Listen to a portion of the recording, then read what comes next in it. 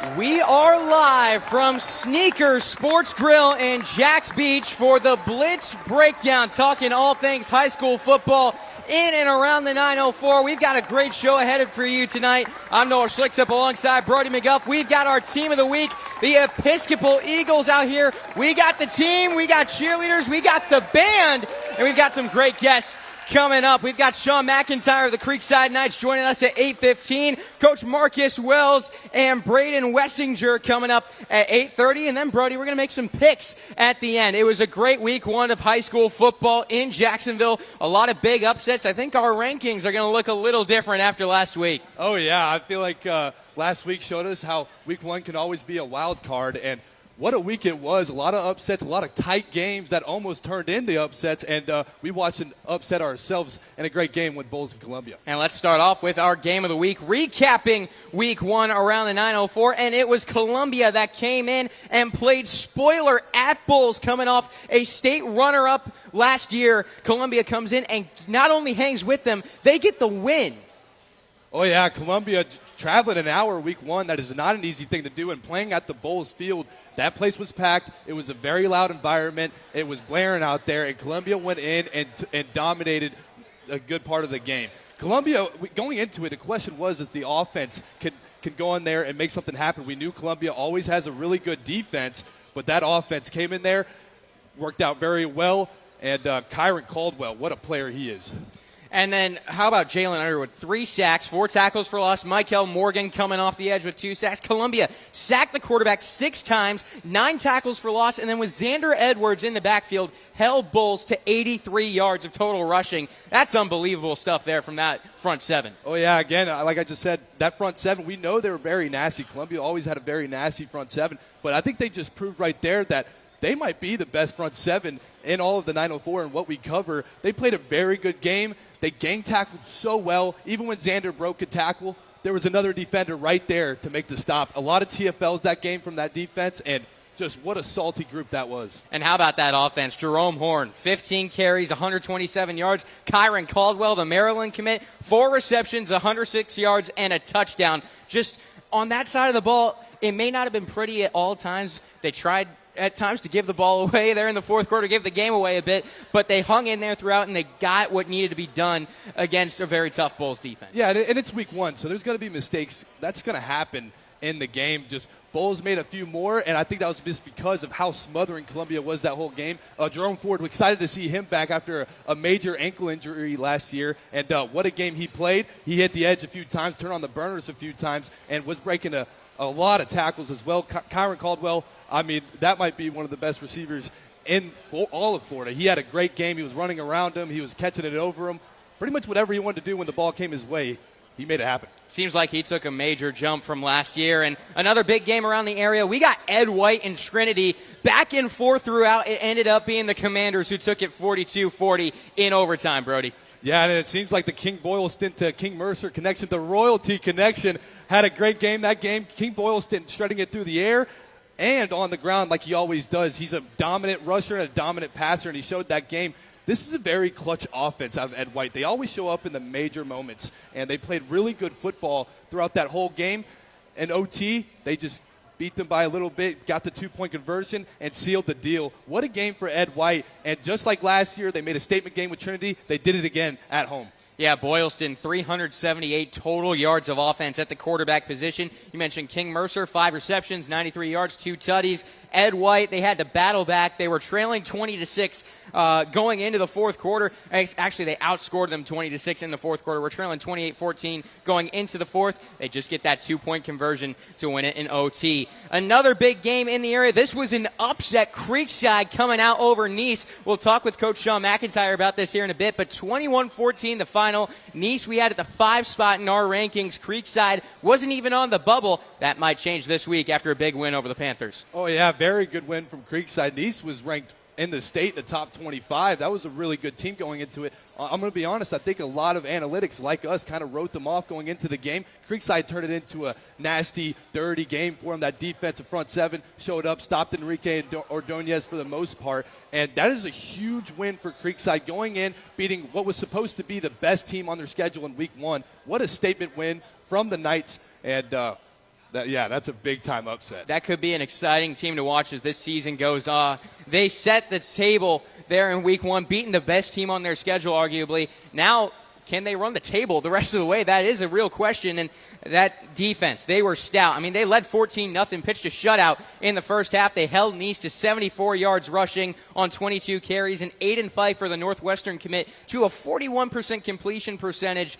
Lost the turnover battle, but still pulled out the W. Another team that somehow pulled out an improbable win, University Christian, a last-second field goal to beat Ponte Vedra 31-29. Big passing plays from Harrison Leddy to Jake Contner to take the lead late, to lead to that field goal to win the game in the last seconds. UC held PV to 0 total yards rushing. Wow. And that's a problem for PV earlier on last season. We saw them very reliant on that game through the air. They threw well. Carter Sold, 25 for 38, 220 yards, and 3 touchdowns. But they couldn't get it going on the ground. And in the end, Brody, that was the difference. Yeah, it was, and what a clutch fourth quarter from Harrison Leddy, throwing some bombs down the sideline, some clutch touchdowns. There's one right there on the screen. I mean, what a just connection. That's some very clutch plays in the fourth quarter. It is not easy to take those shots down the sideline and put it to where your receiver can catch it. Great plays from UC to end that game, and that is a statement win for them as well. Yeah, it's tough to go into the Shark Tank over there, yeah. Get a win in Ponte Vedra. That is a team that lost 30 seniors, so it's going to be very interesting to see how they come back from this. They lost week 1 big to Nease last year. Yeah. How will they respond now in week 2? They're over at Bishop Kenny. PV, they've got some similar issues to figure out. You cannot be one-dimensional and expect to win big high school football games. So that's going to be something to watch here in the coming weeks. And now all eyes were really on this game. Raines and Oakleaf, the defending state champions, coming out. And it was Oakleaf who was leading at the halftime break 7-6. And this was a game where Raines just survived, really. Yeah. They scored 15 in the second half. But Oakleaf hanging with the defending state champions in what was a bit of a surprise, Brody.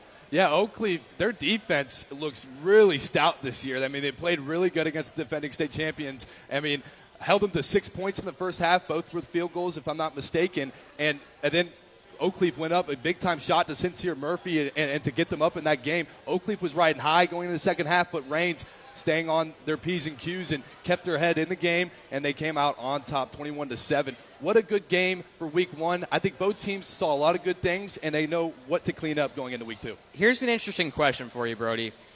Raines, they had just 138 yards passing, 90 yards rushing. Is this more of a credit to Oakleaf, or is it a concern for Raines seeing that in week 1?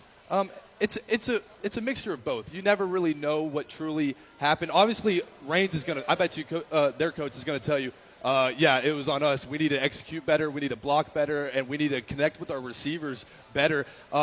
It could have been a mixture of both. Oakleaf's defense, though, returning some key stars, and they played really good in that football game. Again, holding to Raines to 6 points in any half. I don't think that happened once last year, if I'm not mistaken. But what a game by Oakleaf. They played really well, and Raines just pulling away. That's very, very impressive in the second half. They returned some key players. They lost some key players. TJ Cole no longer the quarterback. There were some struggles at that quarterback position here in week 1. We'll see how they grow as this season goes along, but that's one to keep an eye on. It's a team with a lot of talent. They feel like they can get back to that state championship game this season. But again, some concerning signs in week 1. I feel like the people here are going to like this next game. How about Episcopal going out and putting it on Providence on Friday, 42-6. How about that from the Eagles? That is the most points scored by the Episcopal School of Jacksonville since week 2 of last year. Rushed for 224 yards as a team, led by Amir Allen, had 100 yards on 11 carries, 2 touchdowns.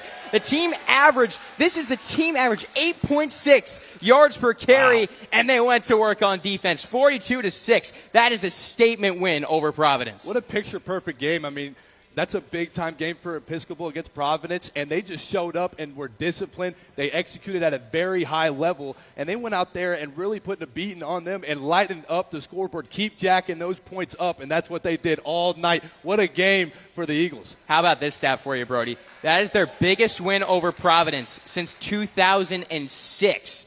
That was a real beating they put on them last week, and a statement as the Eagles now advance to 2-0 to start this season. One last story to get to. Ribault, they topped First Coast for their second Week 1 win in the last decade.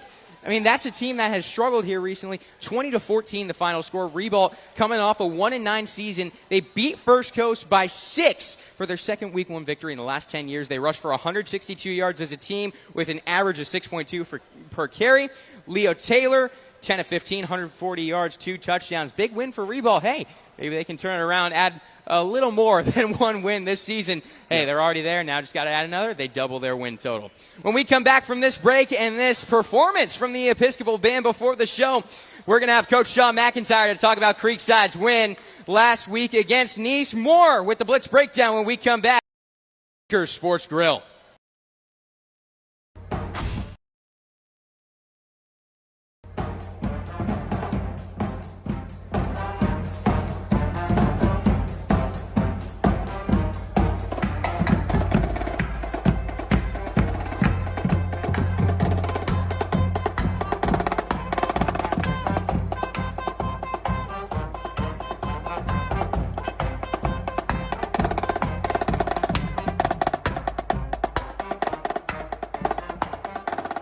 Most of us know how to throw.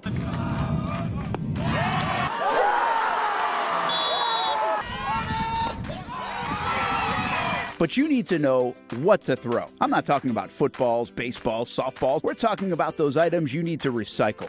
Republic Services explains it easy. Recycling simplified. 1. Know what to throw. When in doubt, throw it out. 2. Empty, clean, and dry those materials. It takes an extra minute, but it makes a big difference. And 3. Don't bag it. This makes the recycling process faster and more efficient. This is a look at the Republic Services North Florida Recycling Center. You can make this process even more efficient. By utilizing those 3 steps, Republic Services can help you become a better recycler in your home. Learn more at recyclingsimplified.com. When we say the Action Sports Jacks 24/7 network is everywhere, we mean it. If you don't want to see our ugly faces and you just want to hear our takes, listen to the podcast. It's up 30 minutes after every live show. Spotify, iTunes, Apple, Google Play. It's really that simple. Just pull out your phone. I'm on Spotify, Action Sports Jacks. Every episode is right there, split into hour chunks, so you get exactly what you're looking for. I think it would be a better chance that Branson Combs wins the weak side linebacker spot than Wyatt Milam wins the right guard spot. And that's more because Patrick McCurry has done more in the season. Stupid take. He's more. Maybe you only have 15 minutes before the kids come home. You don't have time to listen to the full show. You're craving Jags content. The YouTube page is for you. We have a separate playlist called Brenton Austin Show Segments. It's Jags only conversations right there every day. Subscribe. Don't miss any Jags content. Action Sports Jags. Baker's Sports. It's a hometown business filled with hometown people trying to make you feel right at home. Chris Conley, Jacksonville University. Walker Wright, class of 2018, West Nassau High School. Michael Young, Fletcher High School. Baker's Sports started in a grassroots way and now outfits much of the Southeast. Samuel Coffrin, Paxton School for Advanced Studies. High school sports, travel sports, youth sports of all kinds. They are a one-stop shop carrying Nike, Adidas, Under Armour brands, and more. Vincent Caldes, Oakleaf High School. Tony Mazzio, Sandwood High School, class of 2002. Whether it's sports teams on the field or it's your team in the workplace, like our Action Sports Jacks team, and community events like the Dream 18 Golf Tournament, and many others. Colt Tilly, Hilliard High School. Reagan Webb, Eagles View Academy. Look good, feel good, play good with Baker Sports. Custom sports apparel since 1997. Shop with the hometown team at bakersport.com.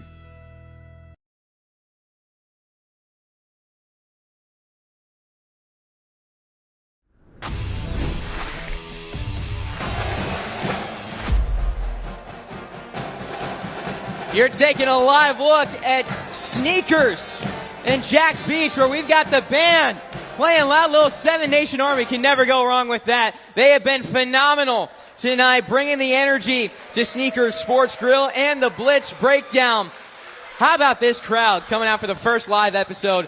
Really exciting stuff. Team of the week here, the Episcopal Eagles, and we've got Coach Sean McIntyre from the Creekside Knights coming off a win over Nease. Coach, great to have you on the show. Man, this is awesome. I just feel like the old times with you guys, like just how far you've come. So proud to be a part of your journey, and proud to be here tonight, represent Creekside, and just talk about high school football in 904. We'll get to this a little more later on, but I feel like it's fitting you have you here for our first live show at Sneakers in front of the crowd.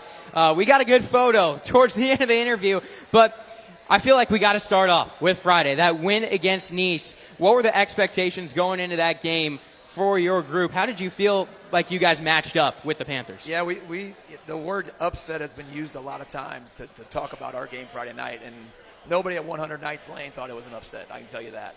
We knew it was going to be a good game. We knew it was going to be a battle, but the expectations that we have for ourselves are not the expectations I don't know if anybody else had, and that's how we kind of go about our business. Our kids have really worked hard during the off season to give themselves a chance. We got a really connected group. We're playing really hard, and when you have a connected group who plays really hard, you got a chance at every Friday night. This was a big rivalry for so long, and it's one that Creekside dominated for so long until 2 years ago. I mean, this is a stat you're not going to like, but you lost the last two combined 95-15 after winning 6 in a row. To take back this rivalry with a win here in week 1, how do you feel that? I mean, that's a win that can kind of rejuvenate a program after a tough couple of years. Yeah, I think going into the Mandarin game and our kickoff classic, the way we played in that game, our kids really believed. And we're still missing a few offensive starters. Against Mandarin, we were missing 5.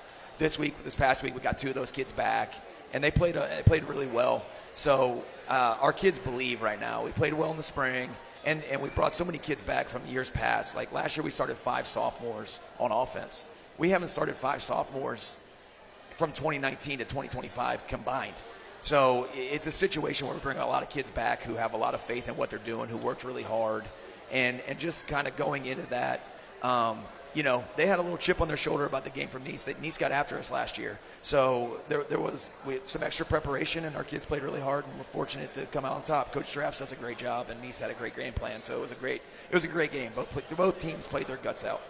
Coach, when I first arrived at Creekside, the set notion on Creekside was that was a really good defense. Yeah. And as much as I hate to admit it, when I started playing in junior year, senior year, it started kind of hitting a low there, and it seems like that's a big-time statement for your defense. How do you feel like they've grown throughout the offseason and up to this point? Yeah, for sure. Our defensive staff, Coach Lynch, Coach Fears, Coach Johnson, Coach Reed, Coach Battenberg, our D-line coach, they're doing a phenomenal job with our young men. And then we have senior leaders right now. And we have seniors, like the coaches only set the floor. This is what we're allowing.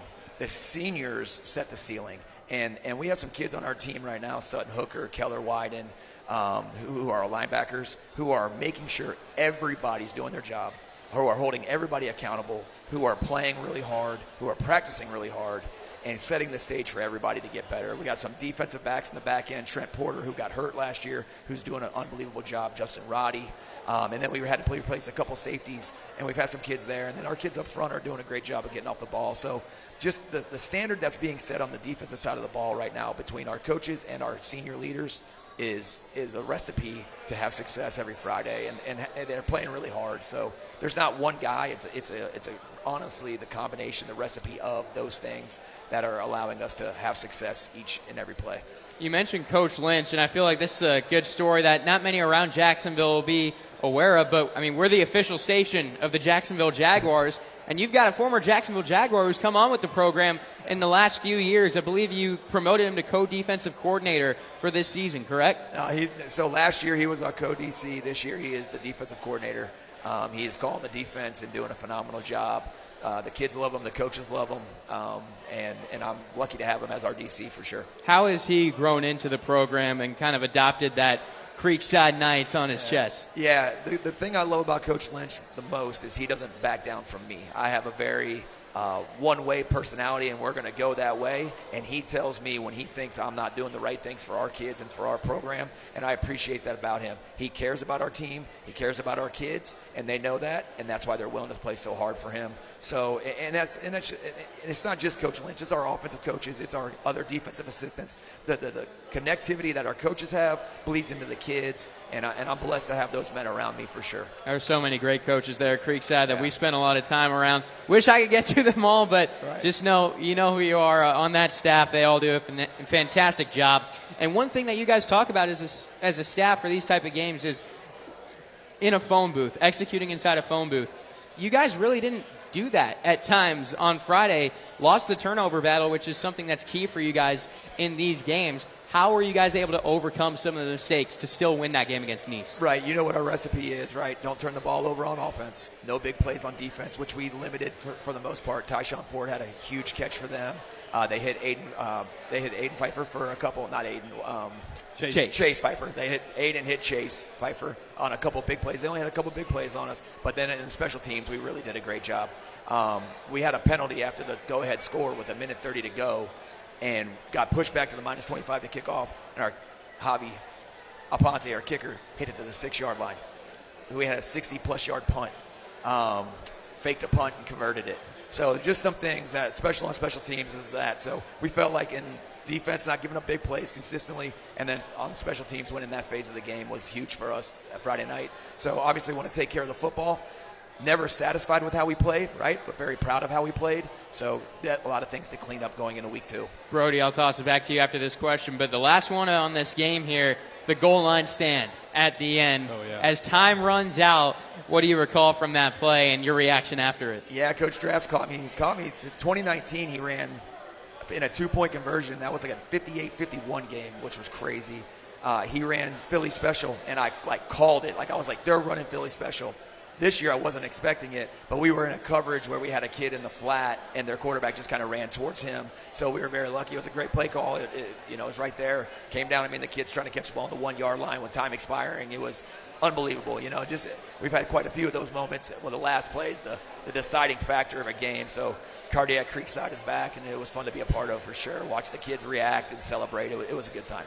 No doubt about it. And let's talk about Cardiac Creekside. I feel like that really stems from Fleming Island. Every Fleming Island game, especially when I was there, they were electric. It's back and forth. There's times we're like, oh, we're going to win this game for sure. Then they come back. It's always a slugfest. How do you feel going into this Fleming Island matchup? Uneasy because of what you just said, for sure. They, I think we've won the last 5 by a combined total of 10 points. Yeah. Which is that has to be a wild stat in and of itself. So. You never feel good in the game. You never feel good before the game. You know that they're going to have a plan. You know that it's going to come down to maybe the last play of the game, which a couple of them had. So it's just a situation where you're doing the best you can to prepare your kids, making sure that we do what we can to help our kids get as prepared as they can to play this game and highlight and magnify their skills and abilities. So, and Fleming's going to do the same. They got a great coaching staff, and it's always a game where it's going to come down to the end. So that's what we're expecting. It's a 48-minute battle in the castle on Friday. And areas to grow for this team. You mentioned there were some things you got to clean up. What have you been preaching to your group this week? Yeah, we have a lot of technical things schematically that we're doing, right? We're playing really hard. So continuing to do that, and the reason why we've been playing so hard is because we've been practicing that way. We've had really, really, really physical, really intense practices. That was a thing that when we kind of had our lulls where that wasn't consistent, and we've been really consistent in that capacity. So just making sure that the things that we've done to give ourselves a chance to play well against Mandarin and play well against Nease, we continue to do, but then clean up the things that we saw in the film. The turnovers are obviously the glaring one, but there's some other technical things in all 3 phases of the game that we're working through, making sure that our kids understand the importance of their steps, their eyes, all the different things that go into being a good high school football player. We talked about it in the first segment of the show, but it was chaos around the 904 in week 1. Who are some teams that caught your eye with their performances around the area? Yeah, I think Oakleaf, going toe-to-toe with Rains. Rains is a really good football team, right? That was huge. Obviously, you have Mandarin going to South Florida, and just how far are they going to be able to run it out, with the talent that they have. And we played them in the Fall Classic, and, man, they have their defensive front is a load. So I'm glad that game didn't count, but our kids played really well. We didn't back down. So just have things like that.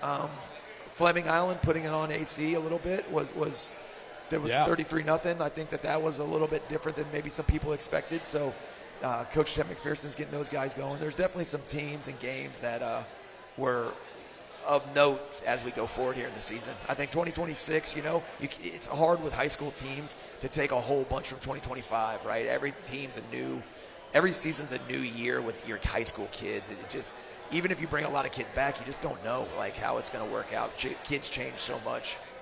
Well, we got one last thing for you here. Chandler, our producer, is going to pull up a photo here that you'll be able to see on the computer. But back during me and Brody's time at Creekside, for those who don't know, we were broadcasters. Brody played there for a while. We had our live Creekside game day show. That was the first live talk show I had ever done.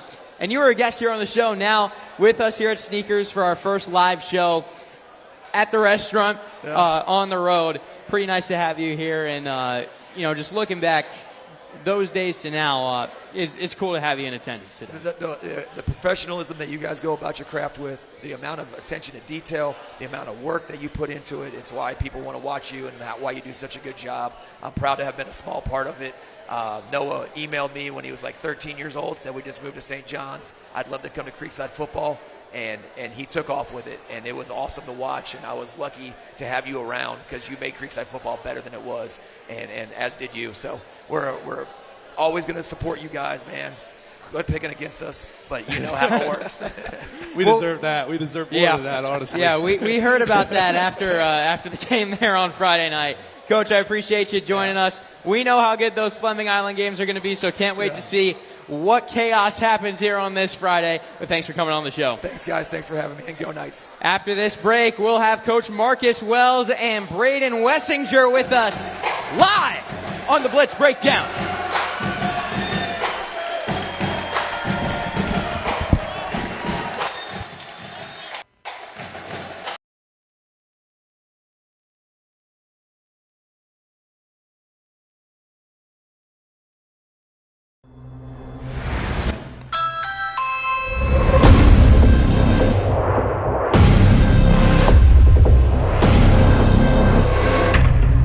Make some noise.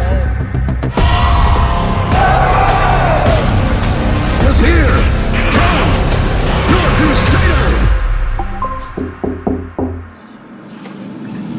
Someone was detected at your front door.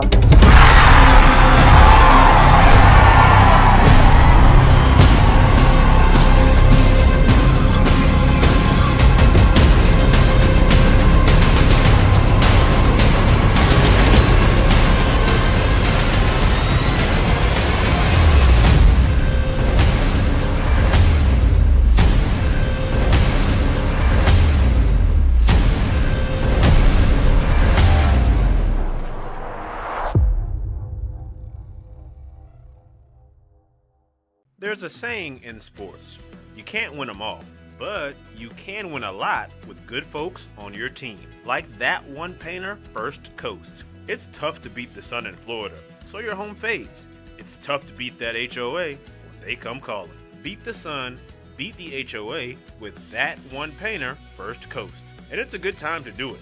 Less rain to work around, and painting in mild temperatures is perfect. After all, the paint bonds to the surface so much better. Give that one painter First Coast a call at 904-417-3557 or look them up at first-coast.thatonepainter.com. Fast estimate, guidance on color and HOA requirements, and the highest quality job you'll find anywhere. Be a big winner in your neighborhood with that one painter First Coast on your team.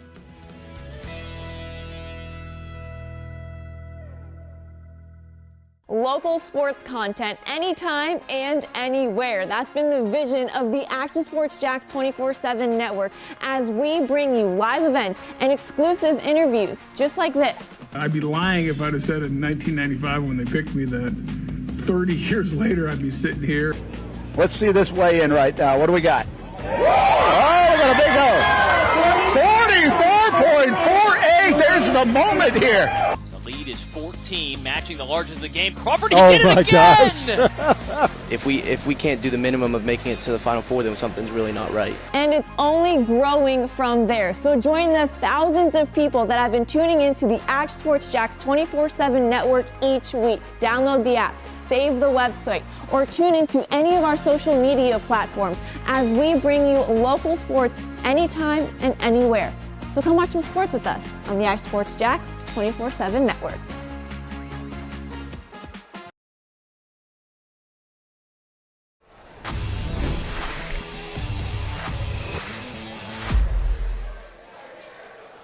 Back here at Sneakers in Jacks Beach, we've got the head man of the Episcopal Eagles, Marcus Wells, and senior Braden Wessinger joining us. Thank you guys for hopping on the Blitz Breakdown. Great to have you on the show. Good to be here. Thanks for having us. Coach, you were telling us your team is practicing in the morning now, 5 o'clock. You're practicing this morning. So I appreciate everyone staying up tonight, coming out here. Hope everyone's having a great time. Yeah. What has that adjustment been like, getting these guys up early in the morning to practice? You know what? I thought it would be more of an adjustment for these guys, but they've been there, and I think that's what it shows, that how important football is to them, how important this program is to them, and I think they realize that this season could be something special for us, and so for them to sacrifice for their parents, to sacrifice and get those boys up and be here. And my coaching staff, too, it's a labor of love. Last week, Thursday, we were tired. We were tired waking up 3 days in a row, but to be here, it's pretty special. Braden, how's it been for you as a player, these 5 a.m. practices? They're a little different, I'd imagine. I mean, it's been a little tough, but the team wants to do good, so we're hoping for the best. What is it about this team that leads to that kind of commitment from this group? I don't know, man. I think just this year is something different. We see something, and we want to prove to everyone at Jacksonville what we can accomplish this year. So, Coach, you guys started off 2-0 for the second straight year. You're coming off a great win against Providence. What's your original impressions of this team so far? Yeah, for one, I think we're really balanced. We have a large group of seniors. We have a large group of young guys. And for us, we play both sides of the ball. We don't have a whole lot of numbers, and so guys are really versatile.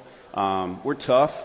The first game, we had to come back from 12 down with 5 minutes to play, and we did it. Prior teams probably would have folded, quite frankly, and I think it's a testament to the work that they put in over the summer. We're in shape. We're hungry. We didn't like the way we ended last season, and I think that sat with us the entire summer. And so to come out to get the first win and then obviously to beat Providence last Friday night shows a lot about these guys and their determination. B-Dub, you transferred in sophomore year, and from that point to now, how much have you seen this team grow, and how much have y'all been connecting better as the year's gone on? Oh, it's been way different. I mean, my first year, we were kind of just all over the place, and from 10th grade to now has been a big improvement. I feel like everyone, the whole team just came together, so I feel like all the seniors just want to prove it. So, Coach, you took over for Mark Brunell, who's a big name around here in Jacksonville.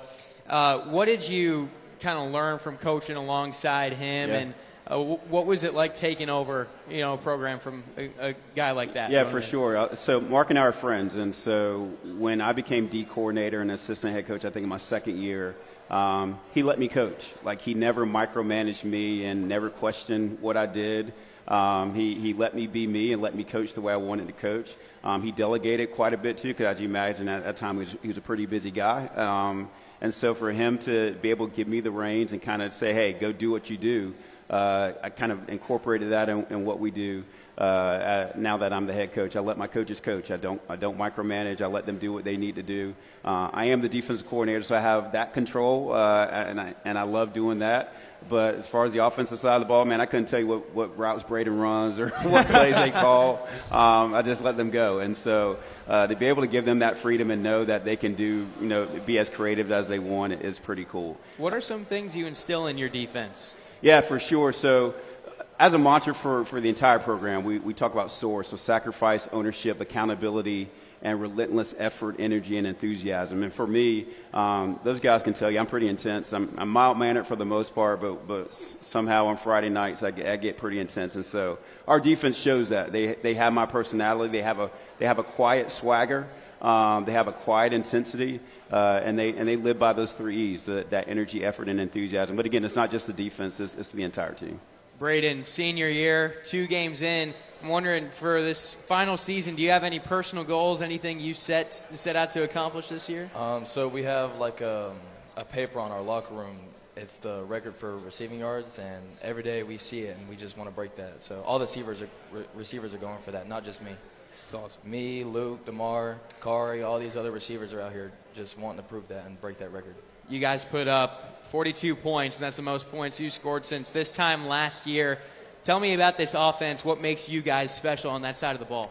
It's going great. I mean, I feel like last year we weren't spreading the ball around as much, but this last game really proved everyone's getting touchdowns. Like, it wasn't just like one specific player. So, Coach Wells says he's intense.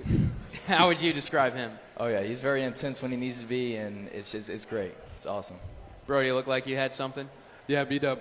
What are some other team goals? What's your playoff aspirations for this year? We want to make it all the way. We want to prove to everyone that we can do that. So that's our goal this year.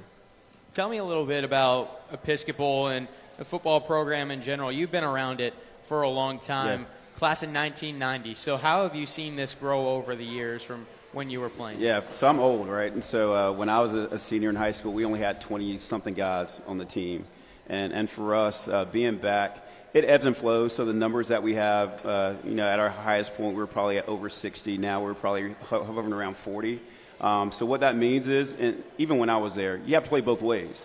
And guys have to be willing to play both ways. And guys have to be willing to sacrifice self. Like, you may think you're a certain position, but on our team, you can't think like that. Like, you have to contribute. And so I think it took a while to instill that into our players. But I think, like Braden said, we have a different group this year, different guys, and they want to contribute. We have one of our best running backs playing kickoff, and so running down, getting tackles. We have one of our best 2 safeties playing on kickoff. And so that typically doesn't happen in normal teams. But for us, these guys love hitting. They love ball. They love playing. During Providence last week, I took some of my starting defense guys off the field because we were winning, and they were mad, as they should be, right? As they should be. If you're a competitor, if you're a player, you want to stay out there. And so that's the kind of team that we have. There's no quit. They fight to the end, and they want to be out in the field. And so that's encouraging for me. I was driving by over the summer, and it looked like you guys have a new field that you installed this year. How has that elevated this program? Yeah, for sure. So we had a turf field that was put in a few years ago, and it needed some retouching. And so on the field initially was an eagle, and so now we have a nice shiny gold E, which is pretty cool. It's a fast turf, man, and we got some fast guys. So we're hoping that when guys come and visit our house, we talk about closing the gate. So we're going to close the gate, do what we need to do, and send them on their way. So hopefully that'll happen this season. A little more about your playing days. I mentioned that you, class of 1990, one of the first big recruits to come out of Episcopal, played some college football. It says in your bio that you set several school records during your time as an Eagle, but it didn't specify which ones. Yeah. So I'd like to ask you, which records did you set, and which one do you take the most pride in? Good question. So I wore the number 44, and so these guys will tell you that no one on the teams wore 44. I like self-retired that number. So they call me Coach 44 a lot. But when I wore that number, I had like the yards per game rushing record. I think I might have had the yards in a career. I think I had touchdowns in a game. I think I may have 4 or 6 one game. I can't remember. I'm old, so I don't remember those things too much. But I don't think I hold any of them. I think they're all broken by now. But at one time I did. Hey, records are meant to be broken, right? Exactly.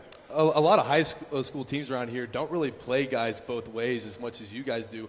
What do you feel like is very different in your conditioning in the off season and in the spring, and even going all the way back to winter? Yeah, so I credit Braden's dad, actually. So Coach Sean McIntyre, he runs our summer program as far as conditioning.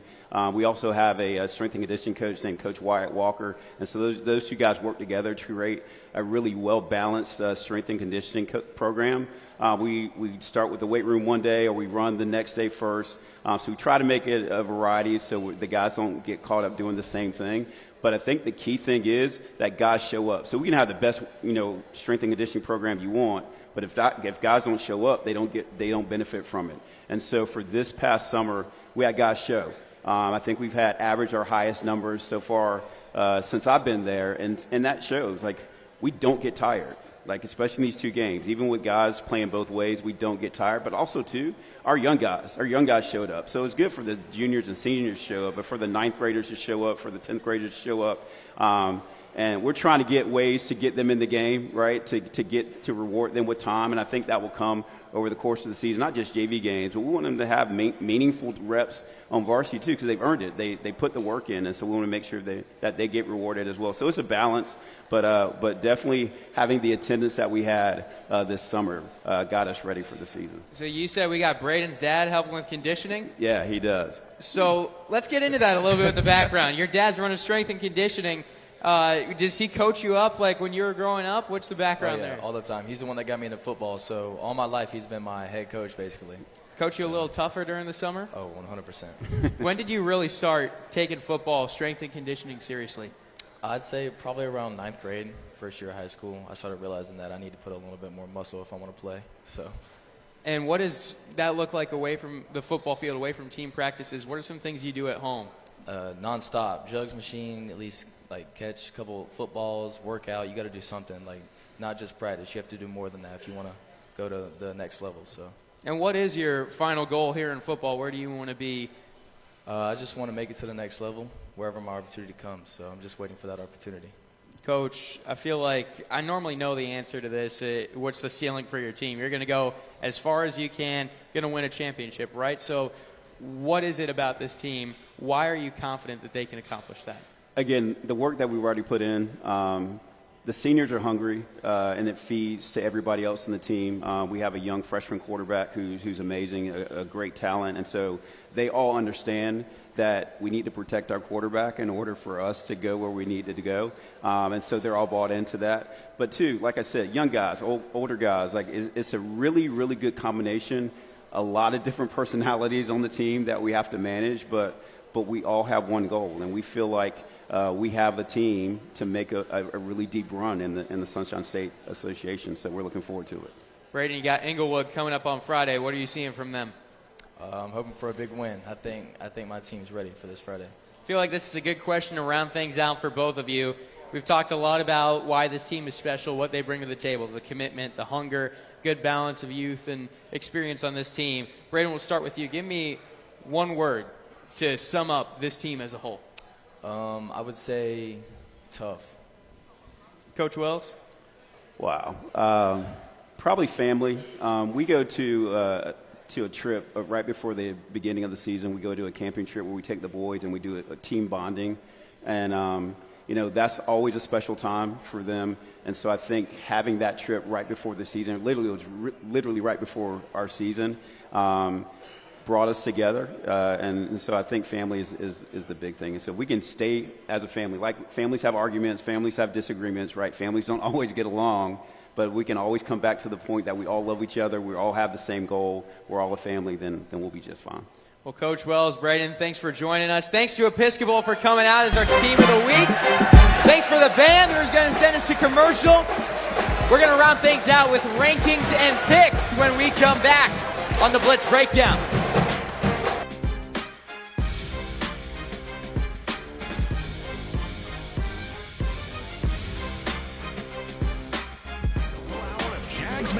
Right now, we've got Jags Fever. Live on television. A Jags Report live!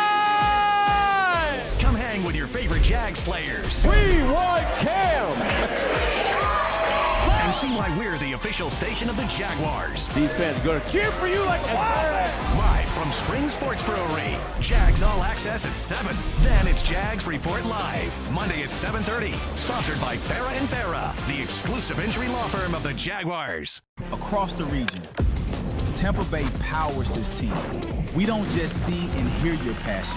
We feel it when you light it up. See the Rays live. Light it up. Get your tickets now at RaysBaseball.com. Don't miss the big plays, big hits, and big high school football scores. Packed into a 30-minute show. Action Sports Jags Friday Night Blitz. Friday night at 11:15. Sponsored by Whataburger. Just like you like it. Most of us know how to throw.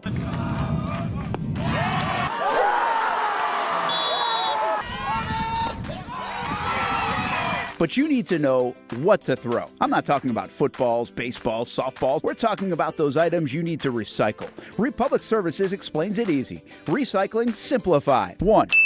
Know what to throw. When in doubt, throw it out. 2. Empty, clean, and dry those materials.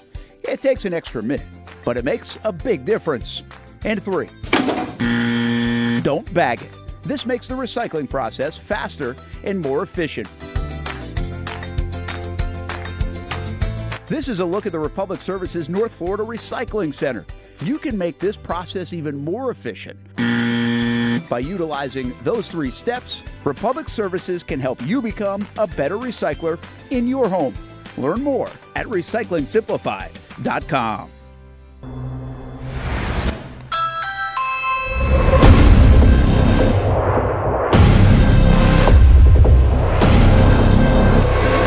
Get on your feet and make some noise. Because here comes your Crusader. Someone was detected at your front door.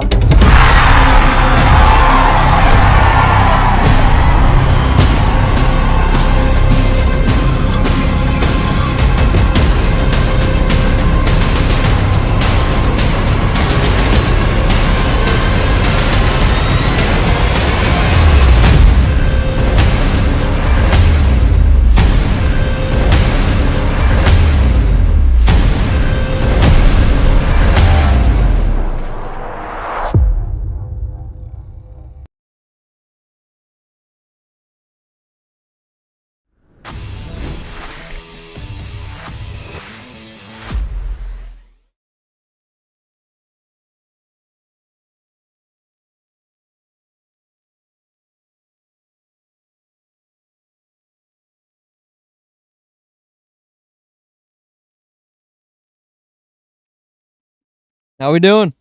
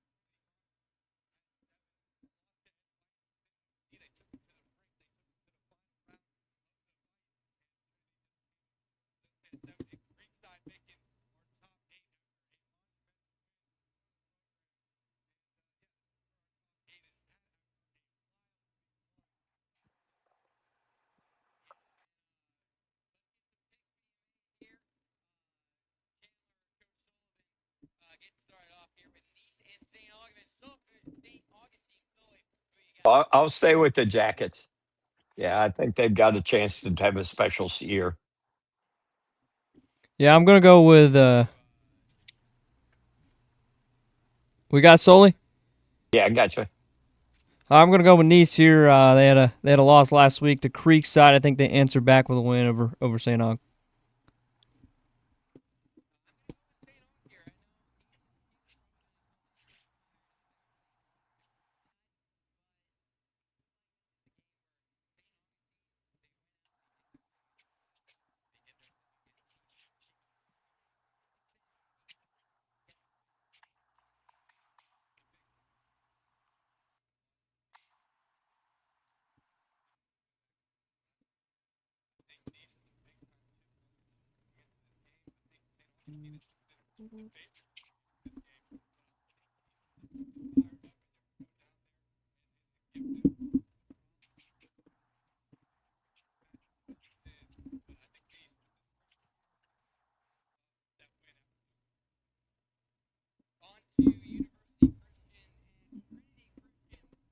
Coach Sullivan, who you got here?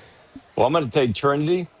I think they're going to come ready to play, and I think last week's loss is going to help them this week. Yeah, Trinity went into I'm overtime. going to go ahead. Trinity went into overtime, one of the best teams in Jacksonville last week. I think good teams answer back, and I really do think Trinity Christian is a good team.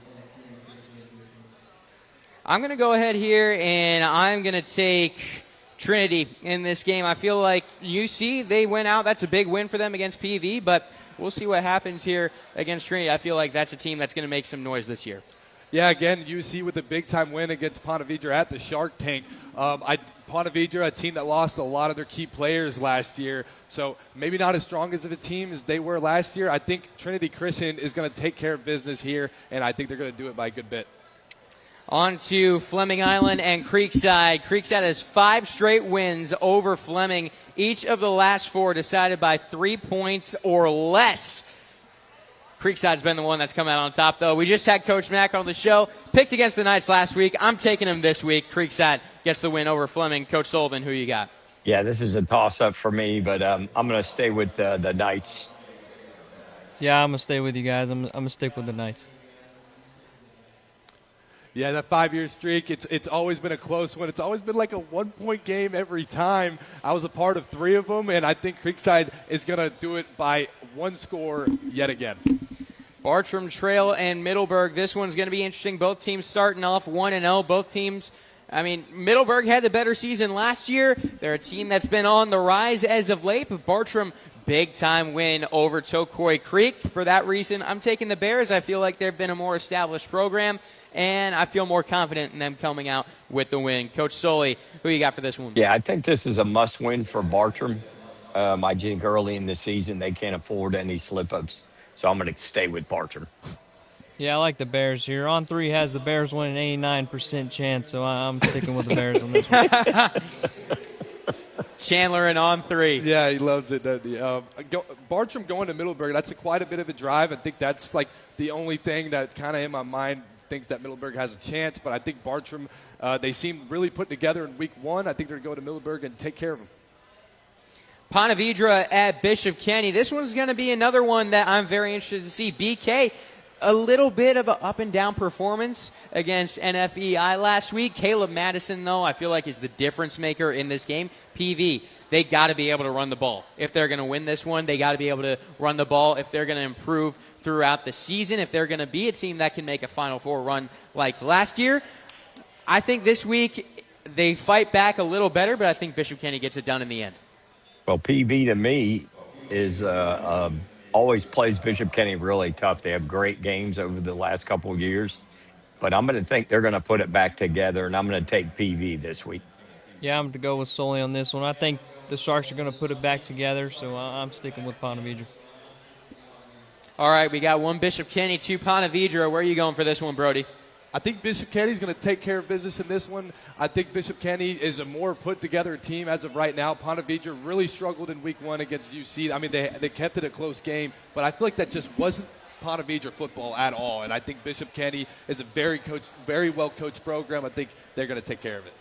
Ribault at Andrew Jackson. Both teams 1-0. We mentioned earlier Ribault getting that first week 1 win in a few years. Only the second time in the last decade they've won in week 1, getting that win against First Coast. They beat Andrew Jackson 2 years ago, lost last year, simply because Coach Sullivan is a Jackson legend.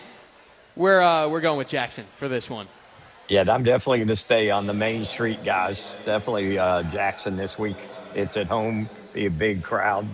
I think they're coming together. Coach Ramsey's got them going. Yeah, I'm sticking with the Tigers. I think we're getting a bit of an echo from you, Coach Sullivan, here at Sneakers, so I might just relay your picks from here on out because we have them down on the paper. Brody, who you got for Ribault and Jackson? I think this is going to be a tough game for both teams. It's a 1-0 matchup. Ribault with a big win over First Coast. A lot of hype around the area with First Coast, and they shut that down real quick.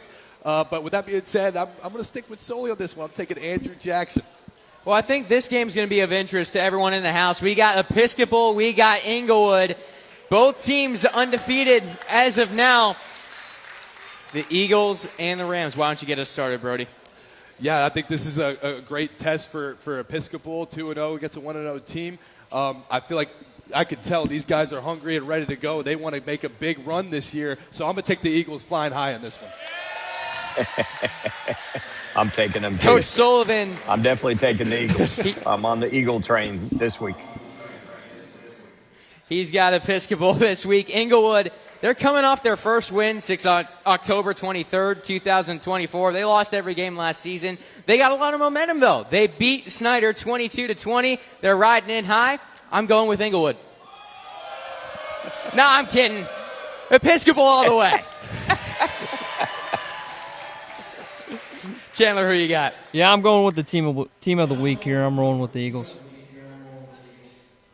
That's a clean sweep. We'll see if Episcopal can prove us right here on Friday. Closing it out, we got Bradford and Baker County, our game of the week, also known as the Jamie Rogers Bowl, going from Baker County over to Bradford. Back now to Baker County, and he's a proven coach. He's going to win no matter where he goes, but can he turn around Baker County this quick? They've played one regular season game. Fun fact, this is actually the first time they have not faced each other in week one since 2018. I wonder if that's a bit on purpose there with the scheduling to get an extra week to get ready for this rivalry. Last Baker win over Bradford, 2021.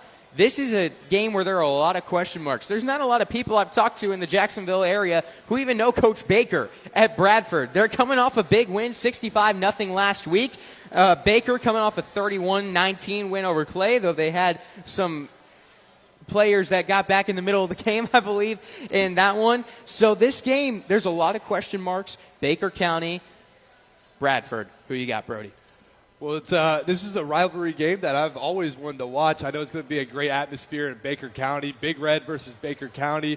I think Baker County is going to take this one. I think they're just too strong up front, and I think it's going to be a battle for the ages. But I think Baker County is going to take it, and Jamie Rogers is going to keep his winning, keep going. All right, I'm going to stay Sullivan, with the Wildcats also. Being at home, big crowd, I think it's going to be an unbelievable game, and I got to go with Coach Rogers. Yeah, I'm going to stick with you guys here. I'm going with Baker County. Small town, they're home. I really like this one here for the Wildcats. See, I think you guys are crazy. Like, Baker County is a team that has not won in this rivalry since 2021. A clean sweep is a little surprising to me. Listen, Jamie Rogers is a great coach. I think that they win this game next year. But I think this year the Tornadoes are going to get the job done going into Baker County. But I think it is going to be a great game, and in the end, that's all we want to see here in our game of the week on Friday night. You can catch that 7:30 live on the Action Sports Jacks 24/7 network. We want to thank the Episcopal Eagles for coming out here tonight. The team, the families, cheerleaders, and of course the band. I feel like there's no better way to end the show than with the band bringing us out. Thanks for tuning in to the Blitz Breakdown. We'll see you back here at Sneakers next week. All right, guys, have a good one.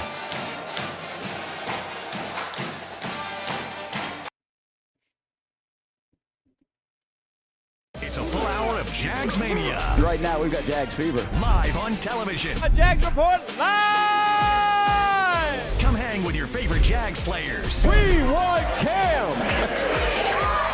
And see why we're the official station of the Jaguars. These fans are going to cheer for you like a wild. Live from String Sports Brewery. Jags All Access at 7. Then it's Jags Report Live. Monday at 7:30. Sponsored by Farrah & Farrah, the exclusive injury law firm of the Jaguars. Across the region, Tampa Bay powers this team. We don't just see and hear your passion. We feel it when you light it up. See the Rays live. Light it up. Get your tickets now at Rays Base.